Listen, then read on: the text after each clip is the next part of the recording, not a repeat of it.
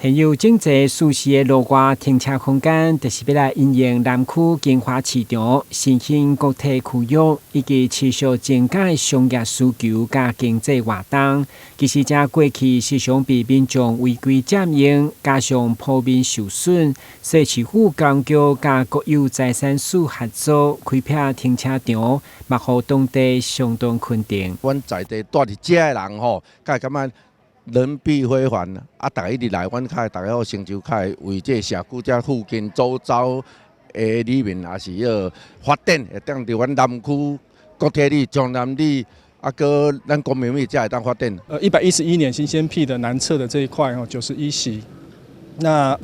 辟完之后，在那边3年哦，使用率非常高。那再加上附近哦，这个我们知道这个南区的这些新兴的商场哦，所以这边的假日的停车需求非常的迫切。所以我们在今年初就持续跟国产署来合作辟建这一块，这块比较大，这块总共大概有6500平方公尺，那可以有247个格位。那我们市府也投入了1200多万的经费来做辟建。26号，市府高雄局盛大举办剪彩启用典礼，市长委贴甲一个民代贵宾拢到场见证。伫地方的庆祝声中，参像办喜事同款，这块用者个新增加248